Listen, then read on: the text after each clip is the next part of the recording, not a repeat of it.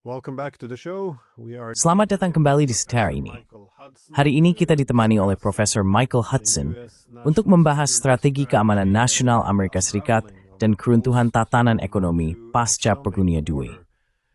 Terima kasih banyak telah hadir di program ini. Kaus Mind Pant Ball. Terima kasih sudah mengundang saya kembali. Maaf, terima kasih sudah mengundang saya kembali dalam dialog yang terus berlangsung dan berkembang ini. Segalanya terjadi begitu cepat setiap minggunya.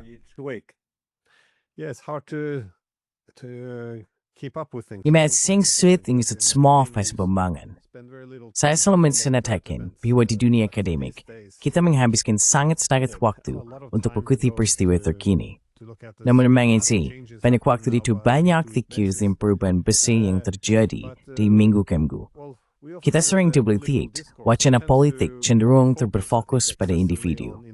Jadi, ketika kita melihat keruntuhan dunia politik barat, termasuk struktur ekonomi dari tatanan hegemonik, hal itu sering dikaitkan dengan kepribadian Trump. Namun, ada fenomena yang jauh lebih besar yang sedang berlangsung di sini, yang telah dibicarakan oleh orang-orang seperti Anda selama cukup lama. Fondasi dari tatanan ekonomi ini sedang diguncang. Is same skat thematsing broik untuk memnai, avio ken febamits edhati begematwi imifsirharta strategik and nasional imiborini. Lankin do that's it benumi. Yeah, from I guess a somewhat economic perspective. Well, it really doesn't explain the strategy. Ya, itu sebenarnya tidak menjelaskan strateginya secara langsung.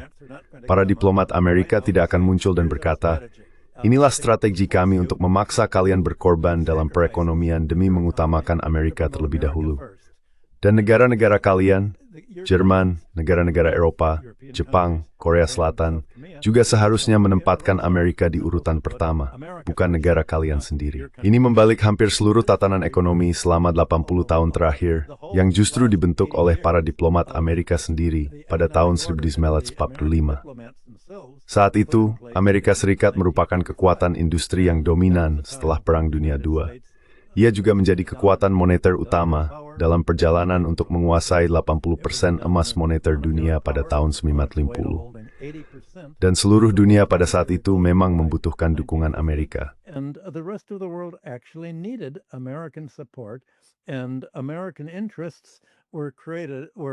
Kepentingan Amerika dilayani dengan memecah dan menyerap Kekaisaran Britania serta Kekaisaran Prancis.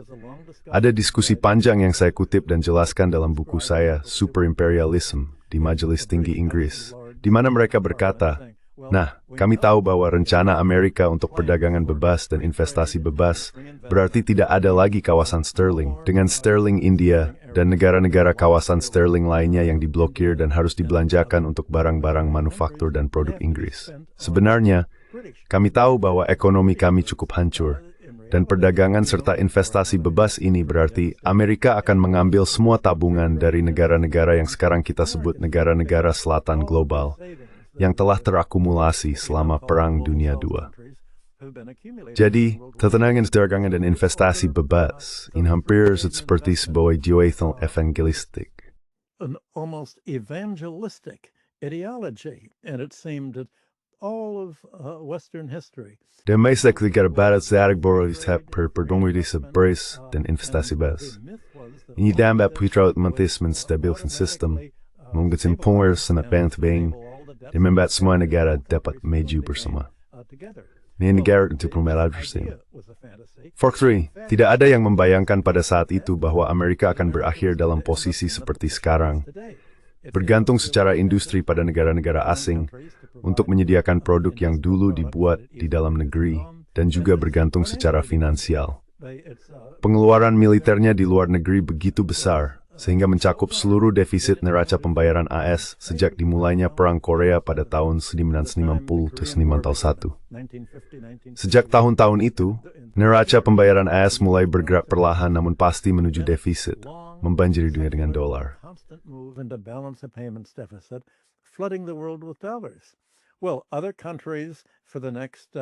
Nah, negara-negara lain selama beberapa dekade berikutnya menggunakan dolar ini untuk menumpuk cadangan. Mereka menukarkannya ke Departemen Keuangan dan menebusnya dengan emas. Jenderal de Gaulle dan juga Jerman mengubah surplus perdagangan mereka menjadi dolar karena semua uang yang dibelanjakan di Asia Tenggara berakhir di bank-bank Prancis dan uang di negara lain digunakan untuk membeli impor dari Jerman. Di Chase Manhattan Bank, tempat saya bekerja pada tahun 1960-an sebagai ekonom neraca pembayaran, kami biasa duduk setiap hari Jumat dan melihat laporan Federal Reserve tentang cadangan emas. Berapa banyak emas yang kami kehilangan, dan berapa banyak yang secara hukum diperlukan untuk mendukung mata uang kertas. Sudah jelas bahwa Amerika Serikat akan dipaksa keluar dari standar emas pada tahun 1996 atau 1967. Himut bisa dat Mamuk het to Dores Kent to Berthel Sterling. We could see where that is. Well, the United States did go off gold. Nah, Amerika Serikat memang meninggalkan standar emas. Dan ketika hal itu terjadi, mereka membentuk sistem di mana jika bank sentral asing tidak bisa menukarkan dolar mereka dengan emas, apa yang bisa mereka lakukan dengan dolar itu? Hampir tidak ada yang bisa mereka lakukan selain menyerah pada tekanan dari para diplomat AS untuk membeli surat utang pemerintah AS. Jadi pada dasarnya mereka mendaur ulang semua dolar yang dibelanjakan Amerika untuk operasi militer, pangkalan, dan perang di seluruh dunia. Semua uang ini didaur ulang kembali ke Amerika Serikat untuk membiayai defisit perdagangan dan defisit neraca pembayarannya, yang memungkinkan pemerintah terus berbelanja di luar negeri dengan mengorbankan negara lain. Akhirnya hal ini membuat Amerika Serikat mengalami deindustrialisasi dan seperti yang dikatakan para ekonom, gagal hidup sesuai kemampuannya. Economists say live within its means, and the result is that the national. Hasilnya adalah bahwa laporan keamanan nasional mengakui bahwa jenis perdagangan bebas, investasi bebas, dan kedaulatan yang setara di antara negara-negara. Seluruh seperangkat prinsip yang menjadi dasar berdirinya Perserikatan Bangsa-Bangsa pada tahun 1945 tidak lagi melayani kepentingan Amerika. Jadi yang mereka lakukan adalah membalikkan seluruh filosofi ini, yang masih diklaim mewakili nilai-nilai Barat, dan sebagai gantinya menggunakan berbagai bentuk paksaan. Bentuk yang paling jelas, jauh sebelum Trump, adalah pengendalian atas perdagangan minyak dunia. Jika Anda dapat mengendalikan minyak, Anda dapat memutus pasokan energi ke negara-negara yang tidak mengikuti kebijakan Anda. Dan kebijakan Amerika bukanlah untuk menciptakan tatanan dunia yang damai, seperti yang diasumsikan 80 tahun lalu. Atau setidaknya konflik dengan Rusia dan Tiongkok.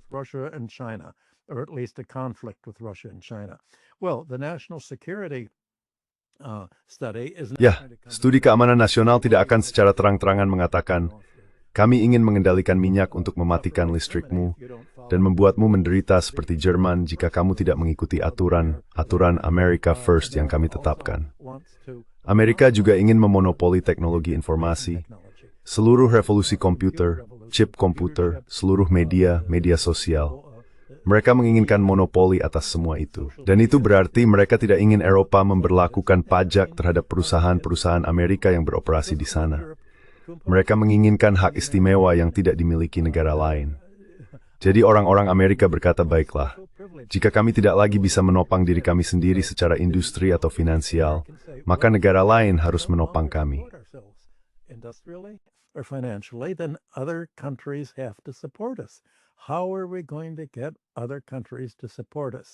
Bagaimana kita akan membuat negara lain mendukung kita? Itulah masalah sebenarnya. Dan yang tidak diakui adalah asumsi paling bermasalah yang mendasari seluruh laporan keamanan nasional ini.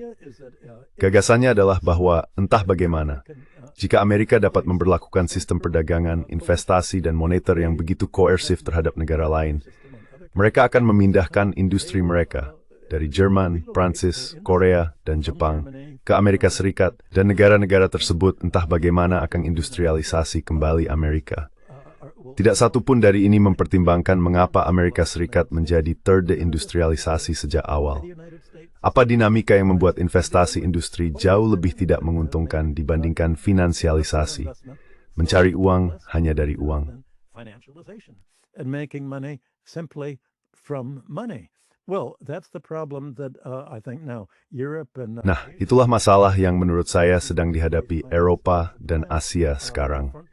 Jika Anda melihat Financial Times hari ini, dari halaman depan hingga terakhir, semuanya membahas kekhawatiran Eropa bahwa seluruh ekonomi keuangan AS telah menjadi gelembung, terutama gelembung kecerdasan buatan dan masalah utang yang sangat tinggi. Donald Trump mengikuti jalur yang sama seperti yang ditempuh Margaret Thatcher dan Ronald Reagan setelah tahun 1980. Deregulasi ekonomi, mencabut semua aturan yang melindungi investor dan konsumen, dan menjadikannya seperti pasar bebas tanpa batas. Nah, saya pikir sebagian besar manajer keuangan yang saya kenal dan para CEO yang saya ajak bicara, semuanya mengatakan bahwa sedang terbentuk sebuah kehancuran besar. Bagaimana Anda akan bersiap menghadapinya?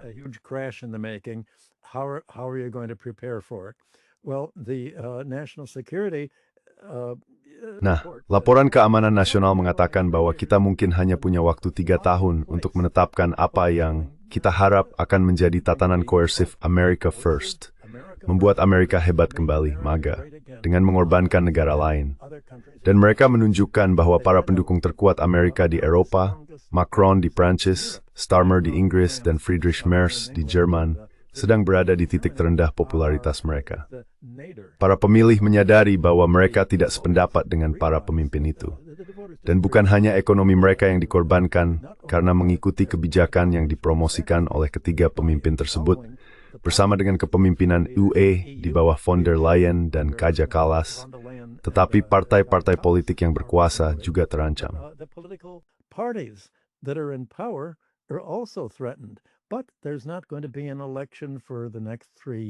Namun tidak akan ada pemilihan umum selama 3 tahun ke depan. Jadi hal itu memberi Amerika Serikat waktu 3 tahun bagi para pendukung utamanya untuk mencoba menyiapkan kampanye ini. Sebuah tatanan ekonomi baru yang benar-benar baru, yang akan menggantikan tatanan ekonomi multilateral. Dan para korban utama dari hal ini, seperti biasa, akan menjadi sekutu terdekat Amerika. Negara-negara Eropa Barat, negara-negara NATO, Jepang, Korea Selatan, serta negara-negara berbahasa Inggris, Australia, dan Selandia Baru. Akan jauh lebih sulit untuk meyakinkan Tiongkok, Afrika, dan negara-negara selatan global lainnya, atau mitra-mitra Asia dan Eurasia Tiongkok, untuk ikut serta dalam hal ini. Maka laporan tersebut mengakui bahwa dunia akan mentas menjadi beberapa lingkup pengaruh.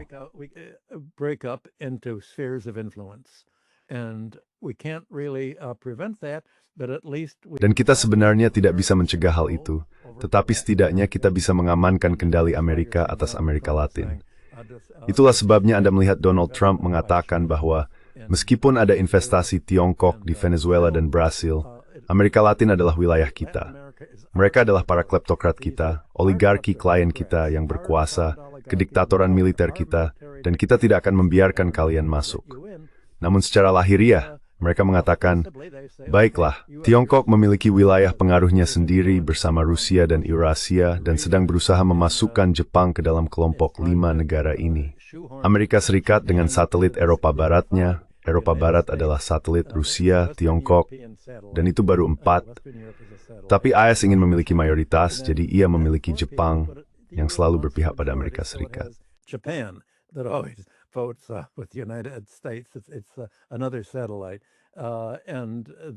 Itu adalah satelit lain. Dan ini cukup fiktif, karena China dan Rusia segera berkata, tunggu sebentar. Kalian ingin kami jauh dari Amerika Latin meskipun kami telah berinvestasi di sana. Meskipun China membeli kedelai Brasil agar tidak perlu bergantung pada ekspor kedelai AS, dan kemampuan Amerika Serikat untuk mempersenjatai perdagangan luar negerinya. Untuk mengatakan, kami bisa menghentikan perdagangan kedelai kami dan membuat kalian kelaparan jika kalian menjalankan kebijakan yang tidak kami setujui. Amerika Serikat tidak menjauh dari Eurasia. Ia tidak menjauh dari Eropa. Ia telah menjadikan Eropa NATO sebagai satelit. Ia juga tidak menjauh dari Asia. Ia berusaha mengepung China dengan Filipina dan negara lain, menekan Taiwan dan Jepang.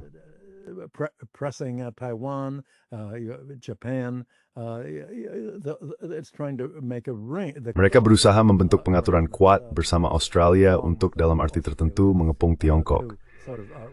Namun bagi Trump, doktrin Monroe berarti Anda harus menjauh dari Amerika Selatan, sementara kami tidak akan menjauh dari wilayah Anda. Jadi pada dasarnya, itu berarti Amerika Serikat dapat mempertahankan status uniknya sebagai kekuatan unipolar yang mendominasi seluruh dunia. Nah, ini adalah sebuah fantasi. Jamli Kermantus tesis, Yathi Kurburbragwe Vulan Yuntasi.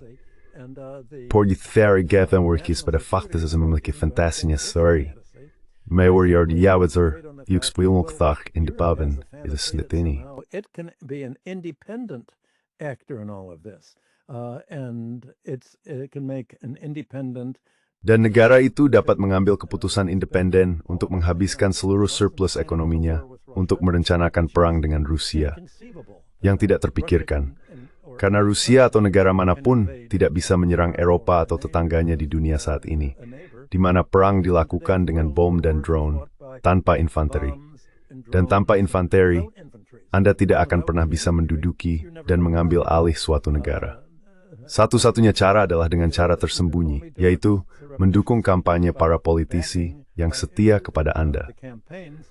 Nah, begitulah cara Amerika Serikat mengendalikan Eropa, melalui campur tangannya dalam pemilihan umum di Eropa sejak tahun 1945, terutama di Italia, ketika ada ancaman dari Partai Komunis, dan di seluruh wilayah Eropa anggota NATO lainnya. Apa yang Anda lihat hari ini adalah bahwa hal itu telah menciptakan semacam monster Frankenstein yang kini lepas dari kendalinya. A kind of Frankenstein monster out of its control. And here Dan di sini, boneka-boneka yang dipasang berkuasa memang terpilih, tetapi mereka berjalan dengan autopilot. Perang dengan Rusia, perang dengan Rusia. Kita harus memangkas pengeluaran sosial demi membangun kompleks militer industri kita sendiri, untuk akhirnya menyediakan lapangan kerja industri yang sudah tidak bisa lagi kita ciptakan di pasar, karena kita telah memutus perdagangan dengan Rusia. Nah, ini adalah dilema, dan laporan keamanan nasional mengakui hal itu. Pada dasarnya, bisa dikatakan laporan ini terutama ditujukan untuk Eropa, karena negara-negara lain di dunia, wilayah-wilayah lain sudah cukup mantap dengan arah yang mereka ambil. Wilayah-wilayah ini menghadapi pilihan yang sama seperti Eropa. Seperti apa masa depan ekonomi mereka? What is going to be their economic future? And Trump's national security policy. Kebijakan keamanan nasional Trump yang tidak dijabarkan sejelas ini dalam laporan keamanan nasional adalah untuk menghadapkan Eropa dan negara-negara lain pada sebuah pilihan. Anda bisa hidup untuk jangka pendek. Kami akan menurunkan tarif yang telah diberlakukan Trump dan memberi Anda akses ke pasar Amerika untuk ekspor Anda, tetapi harus memberikan sesuatu sebagai imbalan. Anda harus mengikuti kebijakan Amerika. Agar kami memberi Anda akses ke pasar Amerika, Anda harus bergabung dengan sanksi luar Rusia, Tiongkok, Iran, dan negara lain pun. Kami anggap punya menjadi mengikuti kebijakan Amerika. Karena itu menjadi musuh kami. Ya harus untuk berinvestasi di industri industrial date zitain dan deal through zone Amerika Serikat. Industrial companies out of your country into the United States. Well, if you don't do Nah, jika Anda tidak melakukan ini, maka Anda akan menghadapi pengangguran, deindustrialisasi, dan pemutusan hubungan kerja.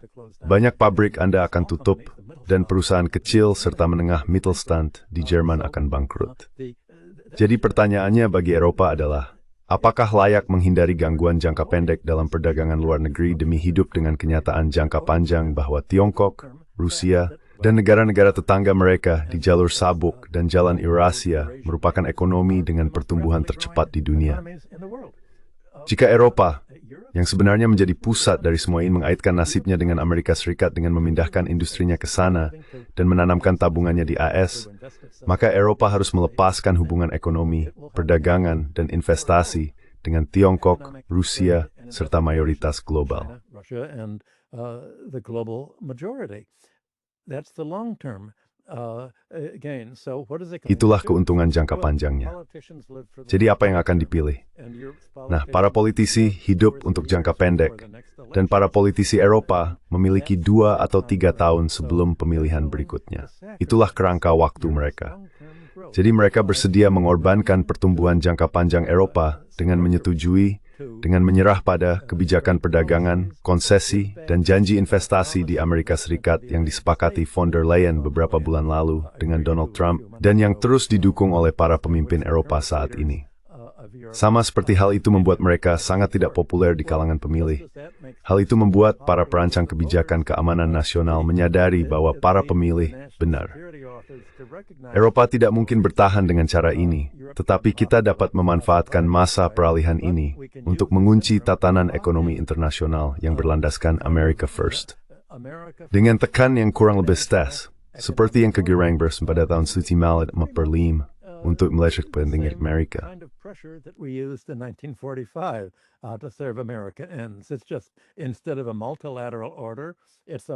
Hanya saja, alih-alih tatanan multilateral, ini adalah sistem di mana satu negara mengambil semuanya.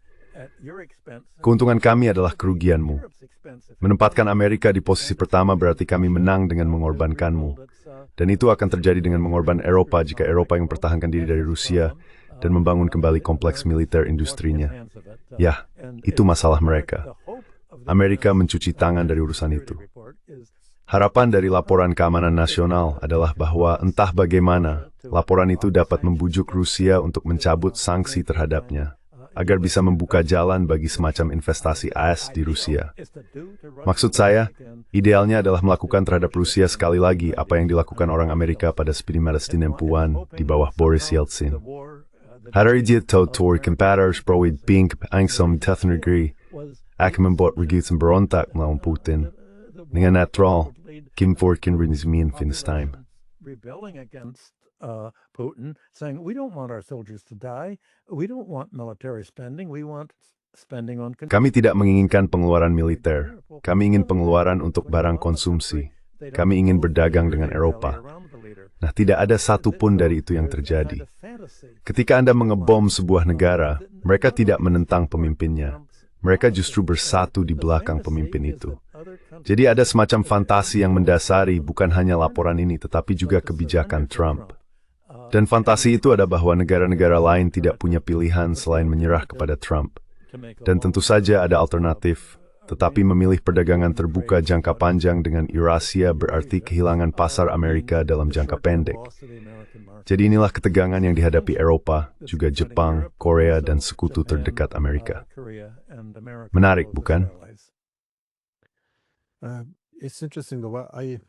I was wondering what do you see happening? Saya ingin tahu, menurut Anda, apa yang akan terjadi pada Eropa setelah ini? Saya tahu Anda sudah banyak membahas hal ini, tetapi seluruh hubungan antara Amerika dan Eropa setelah Perang Dunia II memiliki dasar yang sangat berbeda. Setelah perang, Amerika cukup dermawan dengan banyak perjanjian dagang yang dibuat. Sebagiannya tentu bersifat perdagangan, tetapi juga bersifat geostrategis. Amerika ingin Jerman Barat menjadi lebih makmur daripada Jerman Timur. Amerika ingin Taiwan lebih makmur daripada Tiongkok Daratan. Amerika ingin Korea Selatan lebih makmur daripada Korea Utara. Jadi selalu ada insentif strategis untuk memiliki perjanjian dagang yang dermawan bagi negara-negara garis depan, selain tentu saja memberikan jaminan keamanan bagi mereka. For their security, but also Namun juga, karena status ekonomi AS, tentu ada kepentingan untuk membangun kepercayaan terhadap bank-bank AS. Ada faktor dolar, ketergantungan mereka pada teknologi dan industri. Dan sekali lagi, bisnis besar di AS benar-benar berkembang pesat selama Perang Dunia II. AS menjadi kekuatan industri, negara terdepan dalam bidang teknologi. Semua potensi dominasi ini tentu saja menimbulkan kekhawatiran tentang proteksionisme di Eropa yang sering terjadi setelah perang. Jadi ada kebutuhan untuk membuka pasar-pasar tersebut. Dan seperti yang Anda katakan, ada kepentingan strategis untuk membongkar kekaisaran Eropa dan menyerapnya tentu saja demi kepentingan AS, serta menahan Uni Soviet. Jadi, ada semua kepentingan ini yang memang bersifat strategis, tetapi semua itu berujung pada posisi yang sangat istimewa bagi orang Eropa dalam sistem ekonomi terbuka.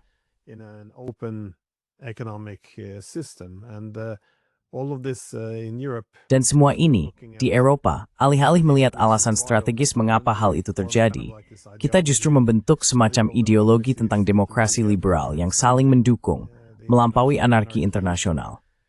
Ya, itu jenis bahasa yang digunakan oleh para pemimpin politik. Mereka tidak memandang aliansi sebagai konstruksi sementara. Ini tentang persahabatan permanen yang didasarkan pada nilai-nilai. Kamu tahu, itu jenis bahasa dan asumsi yang sering mereka gunakan. Namun, ketika kamu melihat referensi khusus tentang Eropa dalam strategi keamanan saat ini, yang kuncut sebenarnya gambaran tentang pemisahan. Orang Eropa, atau setidaknya para pemimpin Eropa, digambarkan sebagai otoriter, tidak demokratis.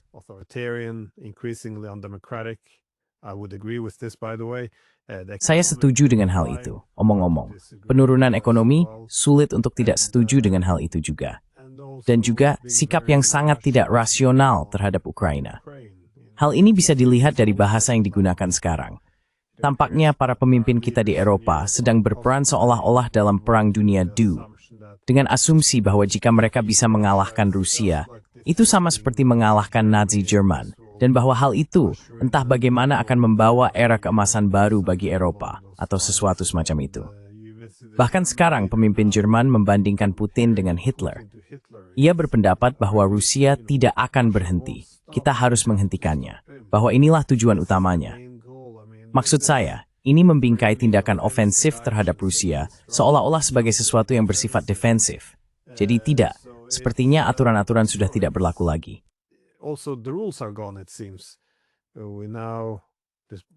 Saya berasumsi bahwa beberapa kekuatan Eropa setidaknya membantu Ukraina dalam serangan terhadap kapal sipil Rusia. Dan tentu saja, penyitaan dana Rusia yang secara hukum sah dengan sendirinya, namun bahkan aturan di dalam Uni Eropa kini telah dibalik. Tidak ada lagi pemungutan suara setiap 6 bulan untuk memperbaruinya. Kepemimpinan UE begitu saja memutuskan untuk melarang hal ini mulai sekarang. Penyitaan dana Rusia akan bersifat permanen, karena kini semua 27 negara anggota harus menyetujui secara bulat untuk melepaskannya, yang saya rasa tidak akan terjadi. Namun sekali lagi, ada pembicaraan terbuka tentang berperang dalam perang yang tidak bisa mereka menangkan. Mereka tidak memiliki pasukan, tidak memiliki dukungan politik, tidak memiliki dukungan publik. Jadi, apakah Anda melihat hal ini sebagai UE yang secara sistemik tersesat atau secara strategis tersesat?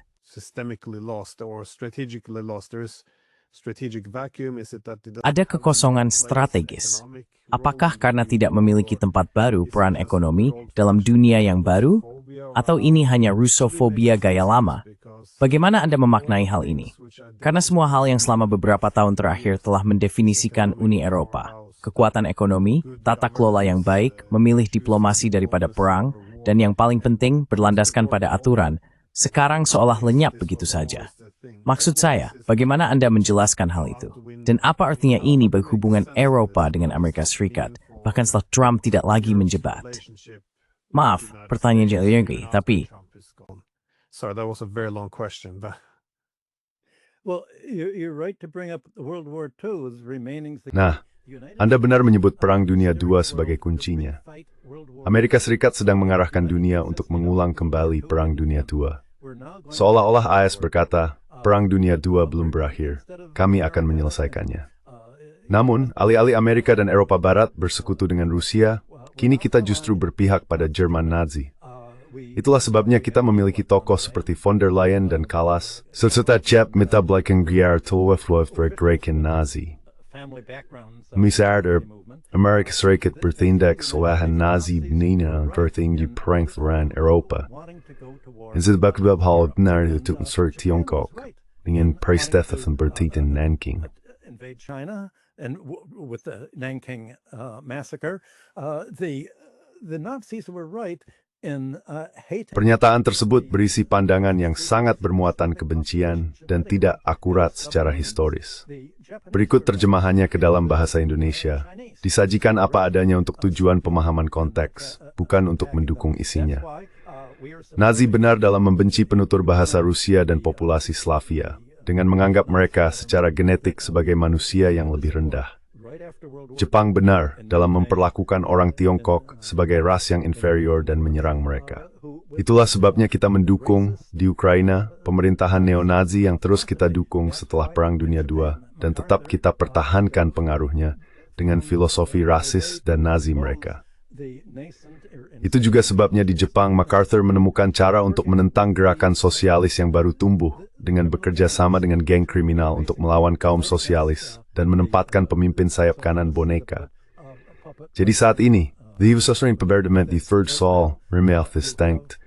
Istagna prankthelinting rainy 4 quak. Leader in Japan preparing for a war with China. The United States is trying to promote Taiwan.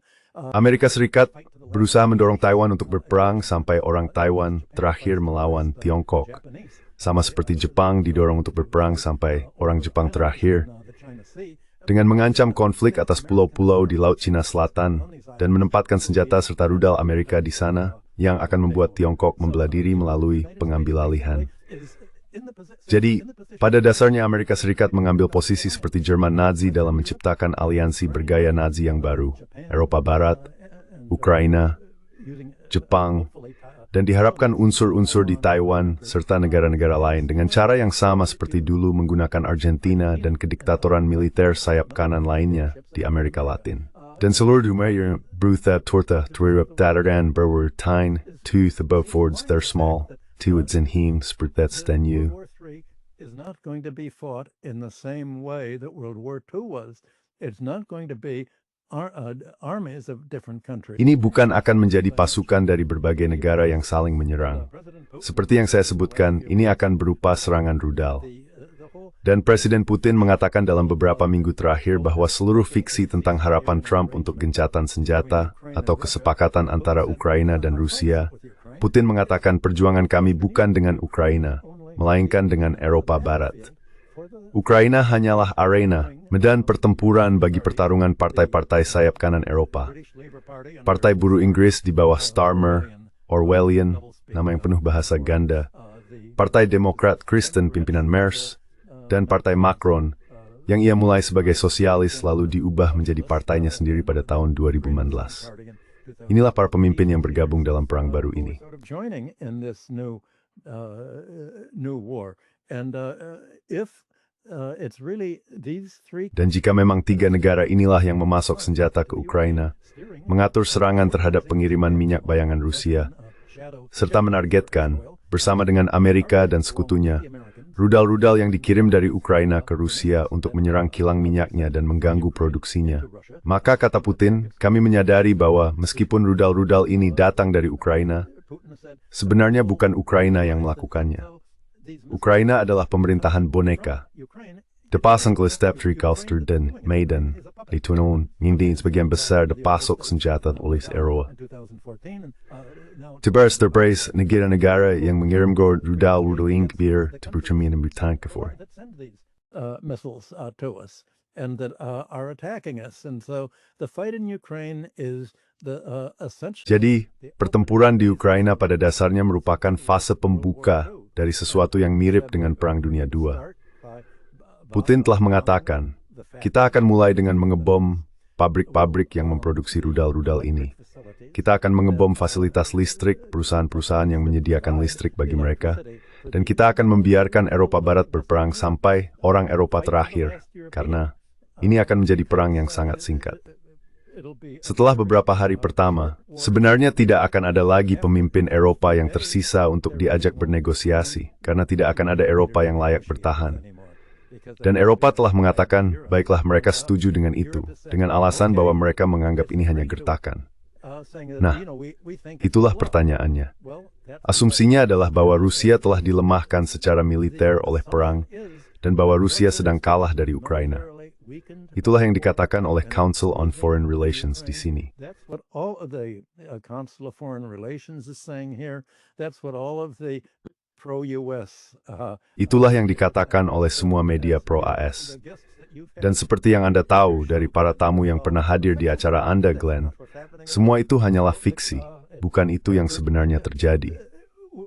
Jadi yang sedang dipertanyakan di sini adalah, bisa dibilang, pendekatan materialis terhadap kebijakan luar negeri dan bahkan terhadap sejarah. Asumsi dari pendekatan materialis adalah bahwa negara bertindak berdasarkan kepentingan ekonomi mereka sendiri. Nah, itu tidak terjadi. Eropa sebenarnya bertindak demi kepentingan ekonominya sendiri, atau bahkan naluri bertahannya. Eropa bertindak demi apa yang disebut Trump sebagai kepentingan America First. Namun kepentingan ini sebenarnya bukan milik Amerika Serikat, kecuali dalam arti bahwa hal itu berkaitan dengan sisa-sisa industri dan teknologi Jerman, serta milik Prancis dan negara-negara lainnya. And that of France and other countries, that is going to be Trump and his. Itulah yang diharapkan Trump dan timnya akan terjadi di Amerika Serikat. Eropa akan menjadi kosong. Eropa Barat akan terlihat seperti negara-negara Baltik. Kehilangan sepertiga dari populasinya beremigrasi untuk bekerja, pada dasarnya mengalami depopulasi. Dan orang-orang Latvia berkata, nah, bagi emigran terputih kelima, tolong matikan lampu di bandara saat Anda pergi. Itulah dinamika yang tampak, depopulasi, deindustrialisasi, pengangguran, dan perpecahan Eropa Barat. Faktanya sebelum hal ini benar-benar terjadi, Uni Eropa sendiri mungkin akan bubar. Itulah yang sedang terlihat, dan itulah mengapa Amerika Serikat dalam beberapa minggu terakhir mengatakan, kami pikir Italia, Hongaria, Republik Ceko, dan Slovakia untuk mulai sebaiknya keluar dari Uni Eropa. Nah, hal itu sudah mulai terlihat. Well, you're seeing that already. What are they going to do? Where are they going to go? Apa yang akan mereka lakukan? Kemana mereka akan pergi? Anda menyebutkan seluruh perdebatan tentang penyitaan Euroclear atas setara 250 miliar dari tabungan nasional Rusia yang disimpan di Euroclear. Eropa ingin memberikannya kepada Ukraina. Ya, sebenarnya pada Ukraina. Eropa ingin memberikannya kepada kompleks industri militernya sendiri untuk membangun pabrik. Mereka tidak berniat mengirimkan uang sungguhan ke Ukraina, karena semuanya akan dicuri. Sepaling sering direct sebelum beberapa minggu through to the four, dengan semua laporan investigasi tentang Ukraina.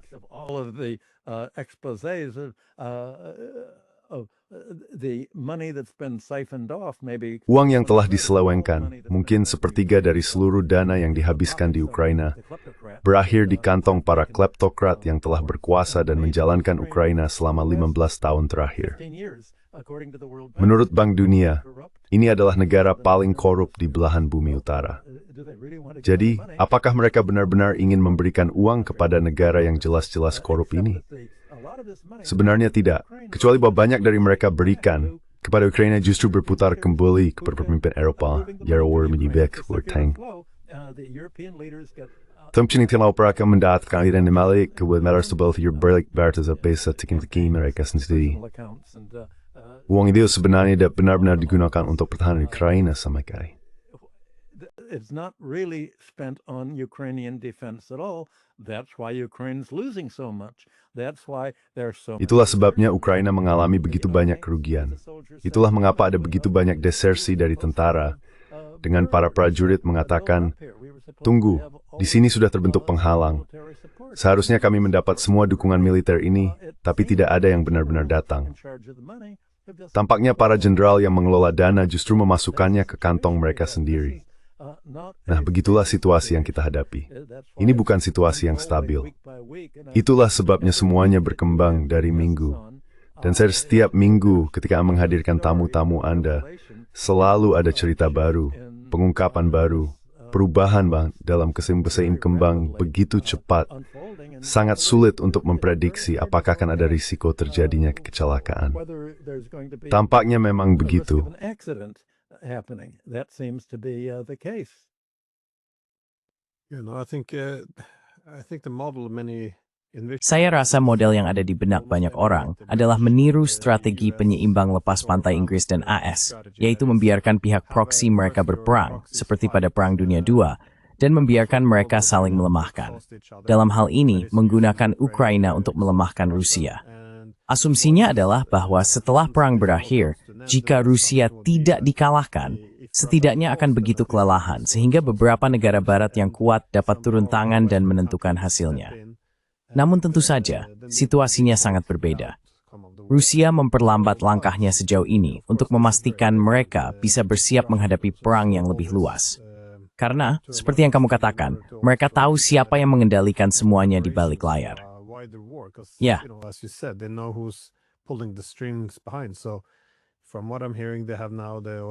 Dari yang saya dengar, mereka sekarang sudah memproduksi Oreshnik secara massal, Mereka juga dengan jelas memberi sinyal bahwa jika pihak Eropa berencana untuk ikut dalam perang ini dan menyerang Rusia, mereka tidak akan berperang melawan rakyat Ukraina yang bersaudara.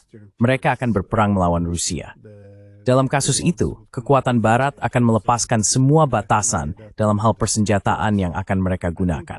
Jadi saya pikir kita sedang menapaki jalan yang sangat berbahaya. Dan sekarang, ketika Amerika mencoba menyerahkan seluruh urusan ini kepada pihak Eropa, sementara pasukan Ukraina mulai goyah di garis depan, pihak Eropa akan memiliki insentif untuk bertindak lebih keras melawan Rusia dengan serangan yang lebih langsung, sementara Rusia akan melihat bahwa mereka memiliki lebih banyak kebebasan untuk bertindak.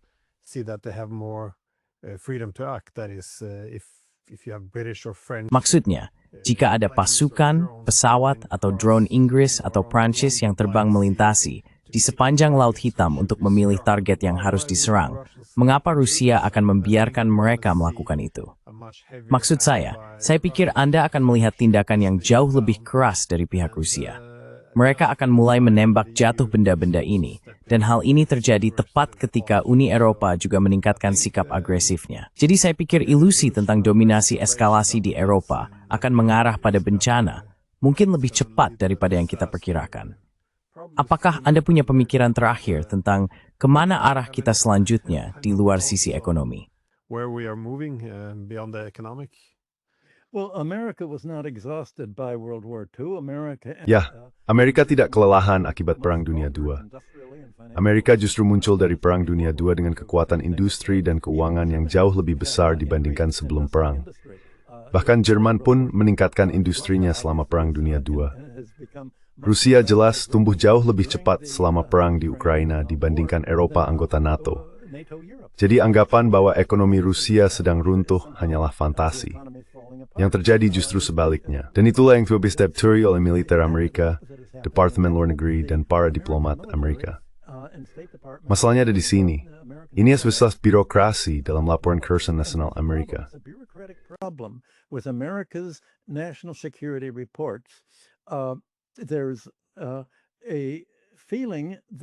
Ada perasaan bahwa ada banyak peneliti di CIA dan lembaga lain yang membaca pidato serta surat kabar Rusia, dan mereka berkata, ya, kenyataan yang kami dapatkan dari medan perang dan dari pidato-pidato itu persis seperti yang kamu gambarkan. Glenn, Rusia semakin kuat. Dan laporan resmi yang dipaksakan dan seragam adalah bahwa jika kamu berpikir Rusia semakin kuat dan memenangkan perang di Ukraina, maka kamu adalah boneka Putin. Kamu pasti bersimpati pada Rusia. Kamu mengatakan itu karena kamu ingin percaya bahwa Rusia semakin kuat. Dan itu bukan pemikiran yang patriotik. Jadi orang-orang yang berpegang pada kenyataan memutuskan bahwa karena tidak ada peluang untuk maju di CIA dan tidak ada penerimaan terhadap kenyataan yang mereka gambarkan, mereka memilih untuk pergi.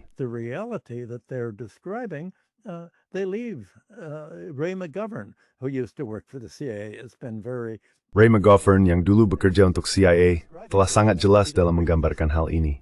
Entah setuju dengan itu, atau ikut cara mereka, atau keluar dari jalan. Jadi CIA, Departemen Luar Negeri, dan Pentagon memiliki birokrasi yang dipenuhi orang-orang yang hanya mengatakan ya, yang tidak akan membantah atau menunjukkan kelemahan dalam strategi ini. Dan itulah yang begitu gila. Tidak ada dialog terbuka yang nyata, atau sistem pengawasan dan keseimbangan. Seolah-olah semua orang percaya pada apa yang dilaporkan oleh New York Times dan Washington Post, media pro-perang, anti-Rusia, neokonservatif, dan neoliberalis. Ada kekurangan pemahaman baik terhadap musuh maupun terhadap diri sendiri. Dan seperti yang dikatakan Lao Tzu dalam The Art of War, jika kamu tidak memahami dirimu sendiri dan tidak memahami musuhmu, kamu pasti akan kalah. Jadi itu semacam pola pikir birokratis bawaan yang menjamin langkah menuju bencana.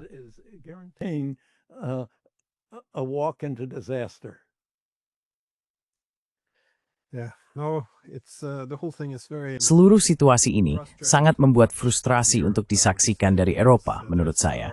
Karena ada begitu banyak hal yang seharusnya sudah dilakukan, tetapi kita justru melakukan hal yang sebaliknya. Maksud saya, jika Anda melihat Amerika Serikat sedang mengalami penurunan relatif dan mengurangi prioritas terhadap Eropa, maka seharusnya garis-garis pembagian di Eropa diakhiri. Anda akan berupaya berdamai dengan Rusia. Segala sesuatunya sebenarnya sudah siap untuk itu. Maksud saya, alasan utama kita harus berpisah dari Rusia dan membagi kembali Eropa dulu adalah untuk memberikan NATO peran yang lebih kuat dan dominan di era pasca Perang Dingin. Namun sekarang, kita sebenarnya bisa memperbaiki semuanya dengan memulihkan hubungan dengan Rusia dan meningkatkan hubungan dengan Tiongkok. Sebaliknya, kita justru mengorbankan semua hubungan lainnya dengan harapan bahwa Amerika Serikat mungkin akan tetap bertahan. Ini, sukingat war how mas untuk disaksikan. Frustrating to watch, and whenever they are called on it, why? Dan setiap kali mereka dimintai pertanggungjawaban, mengapa kita tidak mengambil pendekatan yang berbeda? Mengapa tidak saja menjalin hubungan dengan Rusia? Mereka memberikan jawaban yang aneh. Ya, kita tidak bisa mengkhianati Ukraina. Tapi justru konfrontasi dengan Rusia inilah yang menghancurkan Ukraina. Atau muncul fantasi-fantasi tentang Putin sebagai Hitler, bahwa mereka ingin menaklukkan Eropa. Semua omong kosong itu. Dan lagi seperti yang kamu katakan, tidak ada diskusi yang nyata ketika logika utamanya adalah bahwa Rusia atau Uni Soviet atau Kekaisaran Rusia hanya ingin menaklukkan seluruh Eropa, dan siapapun yang tidak setuju disebut Putinis. Itu cara yang efektif untuk memastikan tidak ada perdebatan, karena pilihannya hanya antara menyetujui omong kosong itu atau dianggap pengkhianat. Jadi ya, tidak, sangat membuat frustrasi untuk disaksikan. Dan ini juga, menurut saya, salah satu konsekuensi dari Eropa yang pada dasarnya mengkhianati semua nilai inti yang dulu mereka klaim junjung. Ya. Well, the National Security Report wants to blame European Nah, laporan keamanan nasional ingin menyalahkan para pemimpin Eropa, Macron, Starmer, dan Merkel atas hal ini. Namun yang sebenarnya mendorong mereka semua adalah Amerika Serikat. Laporan itu dalam mengkritik Eropa tidak menyebutkan bahwa AS lah yang menempatkan para pemimpin ini yang secara khusus mendukung kebijakan Amerika. Tentu saja sebelum Trump dan di bawah Biden, dan saya pikir Trump masih memegang kebijakan yang sama, non-enforcer dengan Rusia dan konfrontir dengan Tiongkok. Ada semat dinamika polisi baik, polisi jahat dalam negosiasi antara Amerika dan Rusia, Tiongkok, serta mayoritas global. Trump berusaha mengatakan, saya polisi baik salah dengan Arbon Hinono, tetapi sebenarnya saya telepon polisi jers polisi tree. And Europe is the bad cop, but actually they're both bad cops. Trump is trying to make it appear as if he wants the people. Trump berusaha membuatnya tampak seolah-olah dia menginginkan hadiah perdamaian, padahal sebenarnya tidak. Dia ingin menyembunyikan fakta bahwa dia adalah pemimpin paling suka berperang yang pernah dimiliki Amerika. Dia mencoba menutupi hal itu dengan mengatakan, ya, saya berperang demi perdamaian. Perdamaian adalah urusan saya, bukan perang. Pada kenyataannya, dia sepenuhnya sejalan dengan Rubio, Menteri Luar Negerinya, dan pimpinan Senat, Mitch McConnell. Mereka semua adalah neokonservatif, semua neoliberalisme dalam perahu yang sama. Tetapi jika mereka bisa membuat orang Eropa menyalahkan para pemimpin mereka sendiri, dan entah bagaimana memilih orang-orang yang tampak menarik, semacam Zelensky versi Eropa, yang mengatakan dia menginginkan perdamaian, lalu segera berbalik mengikuti siapapun yang membayarnya untuk memicu perang, maka siklus itu akan terus berlanjut.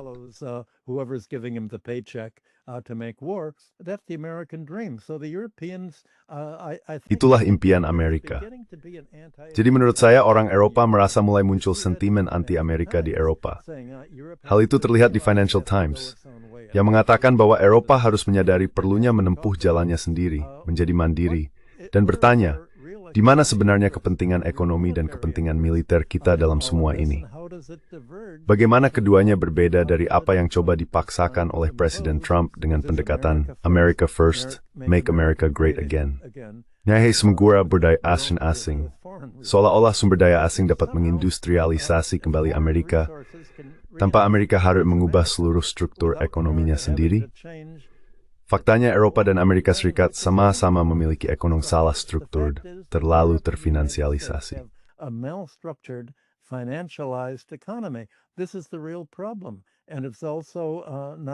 Inilah masalah sebenarnya, dan konteks demokratisnya terhadap ekonomi juga telah hilang. Segalanya telah berubah. Dan yang perlu dilakukan oleh Amerika Serikat dan Eropa untuk mempromosikan pandangan dunia ini hanyalah menciptakan narasi fiktif, Narasi itu disebarkan melalui pernyataan para politisi dan media publik. Dan siapa yang akan kamu percayai? Matamu sendiri atau media publik? Itulah pertanyaannya. Pemilih Eropa jelas menolak kebijakan para pemimpin mereka. Tapi mereka tidak menyadari bahwa papan mereka sendiri semacam boneka Amerika. Sedangkan para pendukung alternatifnya bukanlah boneka Putin. Mereka dari kaum realis. Dan mereka memahami bahwa ada kebutuhan untuk berperang. Itu fiktif. Bukan berarti mereka pasifis. Tidak ada kebutuhan untuk berperang. It's not that they're pacifists, but there's just no need for war, and there's no war that Europe can. Dan tidak ada perang yang bisa dimenangkan Eropa melawan Rusia sekarang karena mereka sudah tidak memiliki persenjataan lagi.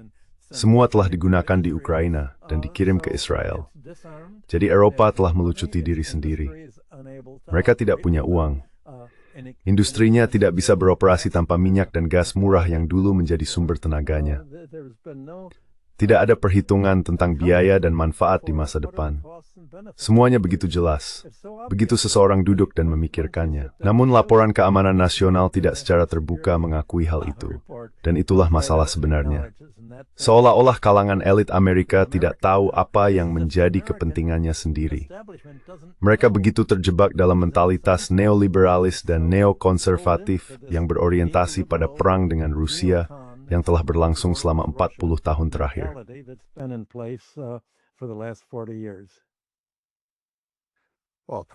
Babert, Professor Hudson, niskay banyak crossworda, may mamsimasi narik. Nanjis. So thank you. Sip, sa state recting sa Glenn.